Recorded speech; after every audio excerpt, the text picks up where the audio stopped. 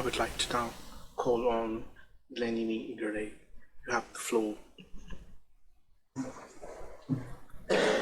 Monsieur le Président, Mr. President, members of the court, it is indeed a great honor for me to appear again before this court on behalf of South Africa, even though I can only regret that the surrounding circumstances are tragic and extremely serious. Today, almost 5 months after your first order for provisional measures, the Gaza Strip has been almost completely razed to the ground. Day after day, surrounded from all sides, its Palestinian people, men, women, children, entire families, subjected to the genocidal military campaign of the State of Israel, are being massacred, terrorized, starved, and traumatized forever. In light of the dramatic developments unfolding on the Gaza Strip, South Africa feels compelled to once again request your invaluable intervention and beseech you to modify or indicate new provisional measures, in particular and explicitly an immediate cessation of Israeli military operations in Rafah and everywhere else in the territory in order to protect and also to prevent the total annihilation of what remains of the Gaza Strip, of Palestine, and of its people. Mr. President, members of the Court, there is an urgent need for further or modified explicit and specific provisional measures to protect the Palestinians in Gaza from the irreparable prejudice caused by Israel's continuing violations of the Genocide Convention and of this Court's orders, including an express order for the immediate cessation of Israel's military operations in Rafah and across the whole of the Gaza Strip. The change in circumstances and new facts demand it. The extreme risk of irreparable prejudice require it. Israel's approach to the Court's previous orders renders it imperatively urgent. The Court has the power to do it, and our shared humanity compels it. Turning to each of those 5 propositions in turn, first, the change in the situation amounting to new facts demands the indication of further or modified explicit and specific provisional measures. When South Africa appeared before you on the 11th of January, urgently requesting then an order for the cessation of Israel's military operations, humanitarians were already out of words to describe the situation in Gaza. Today they say there are, quote, no words left that can do any justice to the people of Gaza. Tens of thousands of Palestinians have since been killed or injured, including 1 child killed or wounded every 10 minutes since Israel's military operations began, including an almost incomprehensible number of child amputees. Since March in particular, hundreds and thousands of Palestinians, particularly the young, elderly and vulnerable, are dying or at risk of dying of communicable diseases and infections that are running rife due to the rising temperatures in ever more crowded living conditions amidst mountains of waste, fly and mosquito infestations and raw sewage flowing in the bombed-out streets. Since the Court's last order, entire hospitals, places of learning and healing, including Al-Shifa Hospital, older than the State of Israel itself, have been destroyed and turned into sites of horror and mass death. Gaza's devoted and steadfast doctors and medics have been killed and buried in mass graves, alongside the patients they risked and ultimately gave their lives to care for. The same fate now awaits Rafah's remaining hospitals, doctors and medics. Israel's attack on Rafah, its attempt to control all of Gaza's borders, followed by attacks on the north and the middle areas in recent days, which are of unprecedented violence, even amid the horrors of the past 7 months, herald a turning point beyond which there is no going back, which is reflected in what UNRWA calls and I quote, "a new level of desperation in Gaza." As this court has heard, this is in effect the end game for Gaza and for its Palestinian people, unfolding under the world's watch. This may well be the last chance for the court to act to ensure their survival. Second, the extreme risks of irreparable prejudice demand the indication of further or modified explicit and specific provisional measures. The situation in Gaza could not be more urgent, as reflected in the increase in Palestinian fatalities and injuries since the court's last order and the spreading famine and disease. Acts susceptible of causing irreparable prejudice can plainly occur at any moment before the court makes a final decision on this case, demanding the indication of further or modified explicit, specific provisional measures to protect the rights found by this court to be plausible. In Rafah, in particular, in addition to the widespread risk of violent death and injury facing the terrified population of displaced Palestinians, as the court has heard, dialysis patients and premature babies face immediate risk of death. Some 1.2 million Palestinians will be deprived of access to healthcare if its hospitals are rendered inoperable.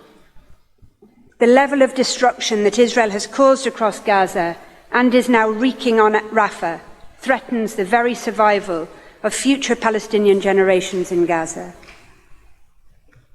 Recent evidence from a former Israeli reservist active in Gaza indicates that soldiers on the ground treat Israeli-ordered evacuation areas, such as those recently ordered for significant parts of Rafah and northern Gaza, as extermination zones, wherein orders to shoot and kill Palestinians are made on the basis of their location alone.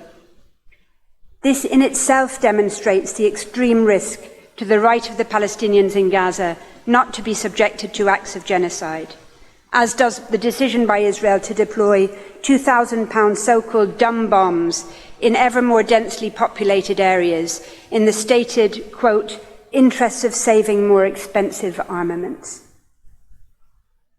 The routine, repeated authorization of the killing in one strike of hundreds of Palestinian civilians, men, women, children, babies, the elderly and infirm, in order to kill a single individual believed to be a senior Hamas commander, is yet further evidence of that risk. So too are the repeated and routine authorizations for tens of Palestinians to be killed when Israel is bombing so-called low-level targets, so apparently low-level as to be nicknamed garbage targets. It is also now clear that Israel is heavily relying on artificial intelligence in identifying which Palestinians in Gaza are to live and to die. One such system appears to function as a form of target machine, generating so-called kill lists of Palestinians selected for execution on bases as tenuous as being in a WhatsApp group with another identified target. Another is the chilling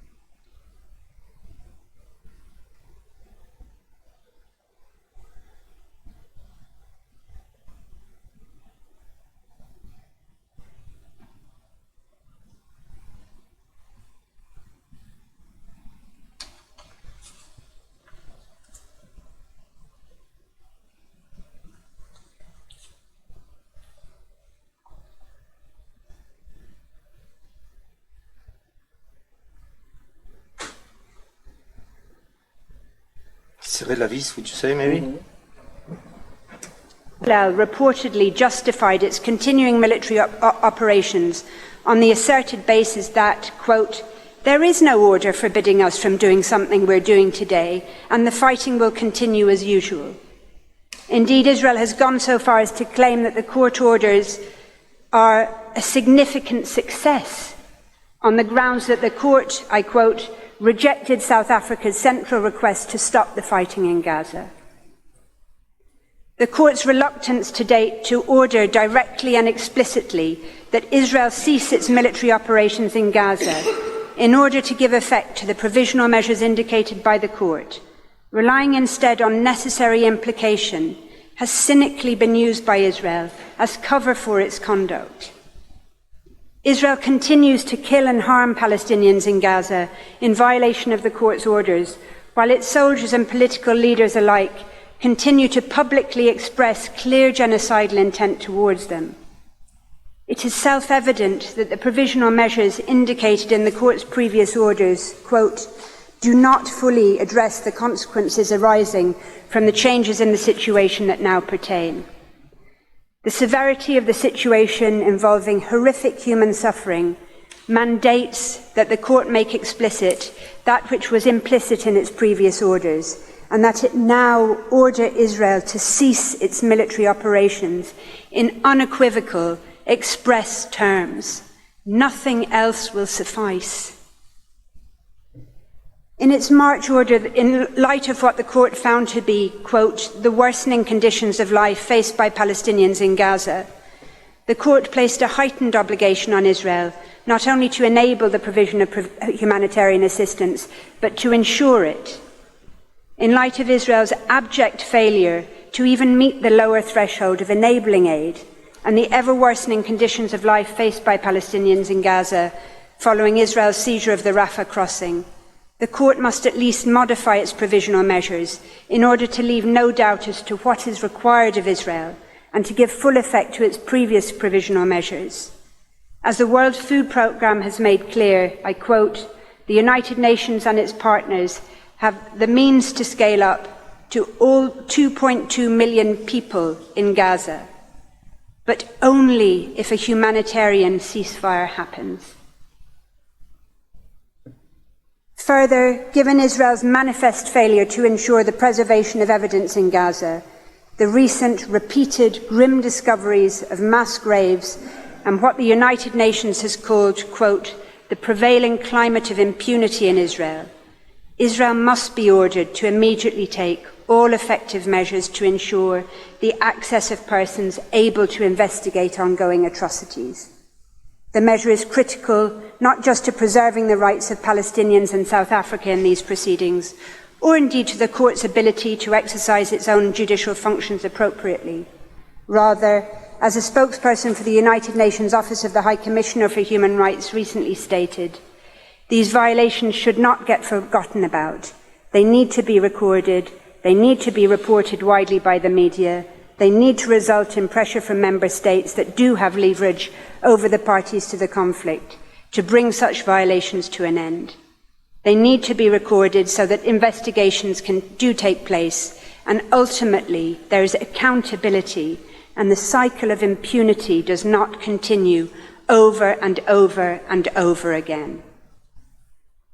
Fourth, the court has the power to modify or make an explicit order for Israel to cease its military operations in Rafah and in Gaza more broadly, and to withdraw from the Gaza Strip.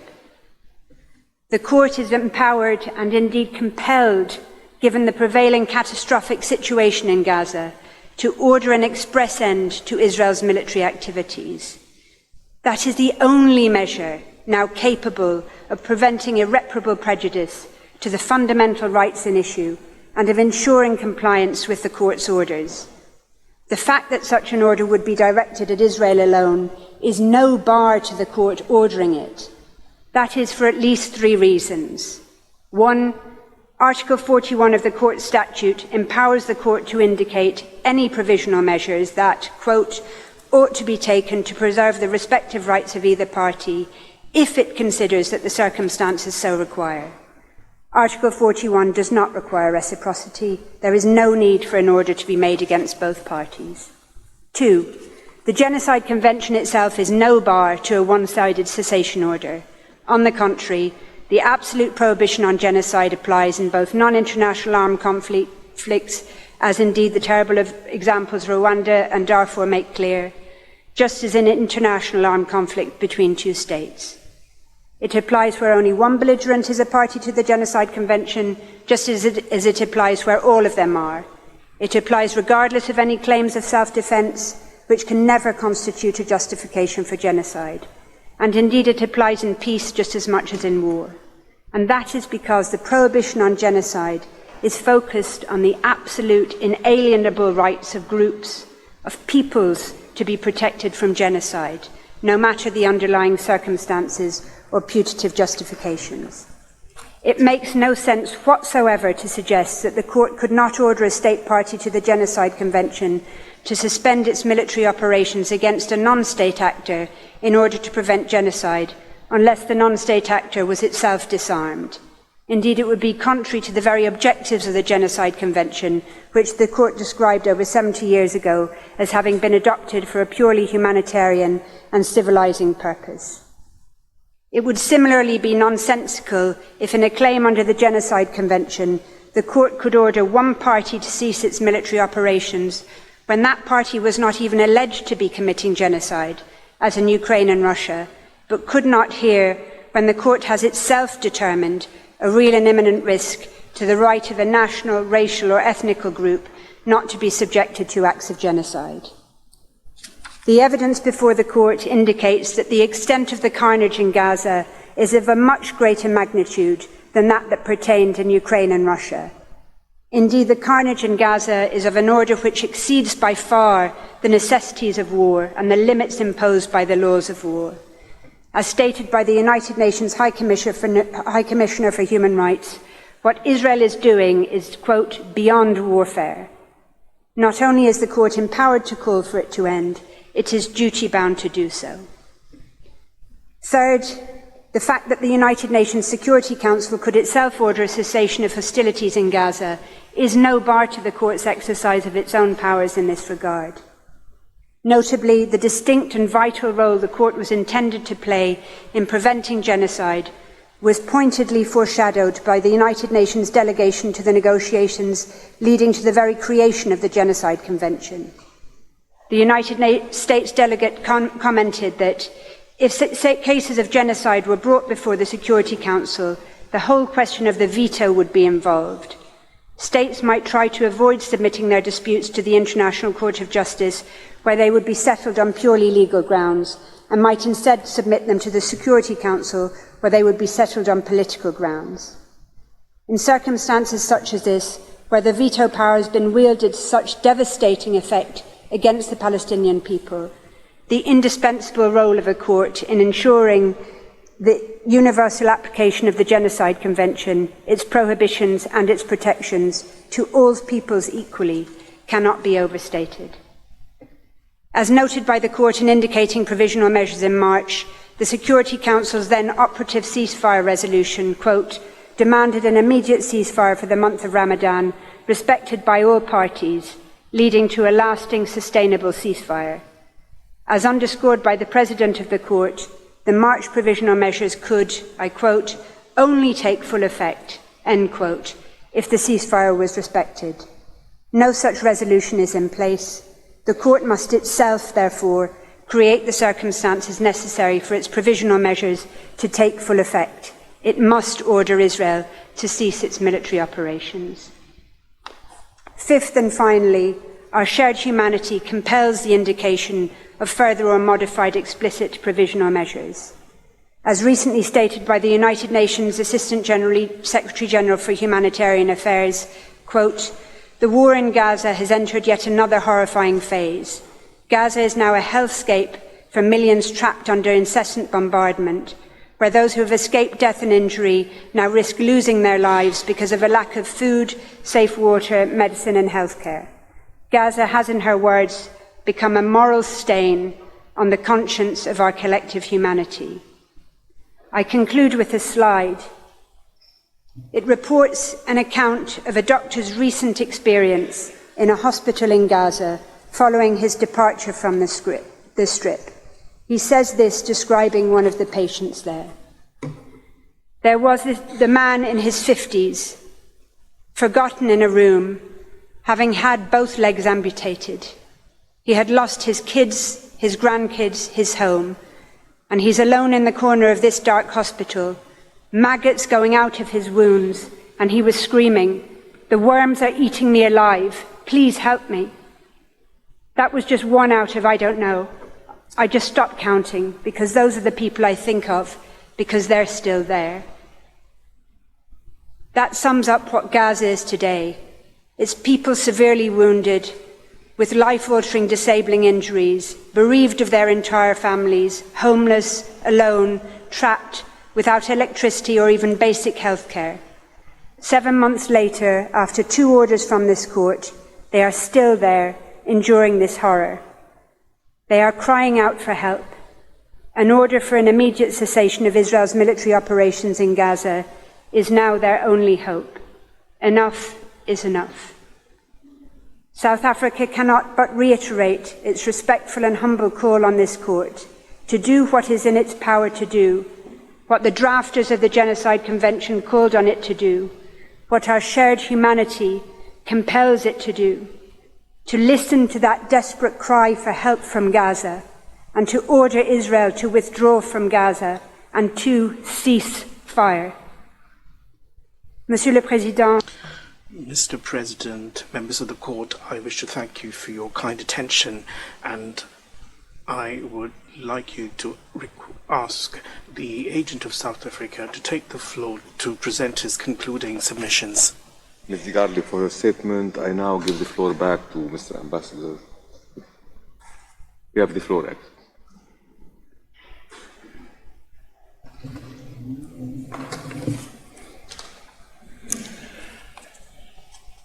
Mr. President, distinguished members of the court, it is my honor to deliver to your excellencies the final provisional measures that South Africa requests from this court. The exponential gravity of the situation in Gaza has already demanded that South Africa return to this court on 4 consecutive occasions, calling for provisional measures to stop the destruction of Gaza on a scale not witnessed since World War II. And epitomized by the most unbearable human suffering. Willfully ignoring the previous provisional measures, Israel is acting with complete impunity in Gaza, escalating hostilities in a final wave of apolitic destruction from which there is no return. There is a danger which stems from a form of amnesia and denial by former colonial powers in relation to the crimes associated with colonial violence perpetrated against indigenous peoples. This includes the denial of genocide. This denial is clearly at play in Palestine. Israel is a settler colonial apartheid regime, and the current government is now being accused of engaging in genocide. This accusation is not being leveled at any people based on their ethnicity, nationality, or confessional preference. Rather, it is being leveled at those political and military leaders who have dehumanized the Palestinian people through genocidal rhetoric as human animals, encouraging their killing and destruction. It is leveled against a state whose leaders are openly calling for a second Nakba, shielded by international impunity, which has enabled the perpetuation of decades of generational violence and systematic oppression against the Palestinian people to maintain the domination and the expansion of the settler colonial state. As a matter of extreme urgency, South Africa, as a state party to the Convention on the Prevention and Punishment of the Crime of Genocide, respectfully requests the Court to indicate the following provisional measures, the text of which has been amended to reflect the ever-increasing gravity of the situation.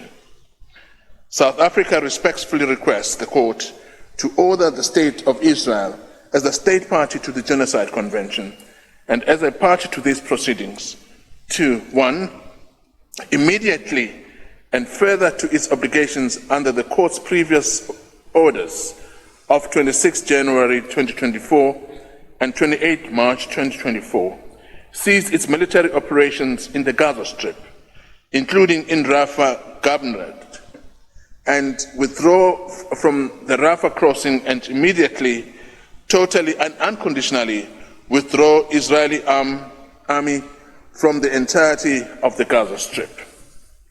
2, immediately and further to its obligations under the Provisional Measure 4 of the Court's 26 January 2024 order and Provisional Measures 2A and 2B of the Court's decision of March 2024, take all effective measures to ensure and facilitate the unimpeded access to Gaza of United Nations and other officials engaged in the provision of humanitarian aid and assistance to the population of Gaza, as well as fact-finding missions, internationally mandated bodies and/or officials, investigators and journalists in order to access and record conditions on the ground in Gaza and enable the effective preservation and retention of evidence and ensure that its military does not act to prevent such access, provision, preservation or retention.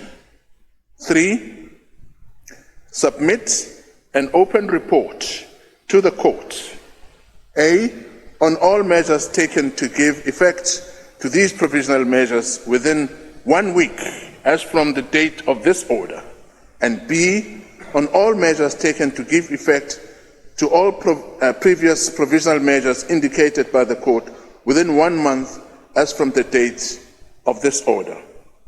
Mr. President, distinguished members of the Court, this concludes South Africa's pleading. I thank you for your kind attention.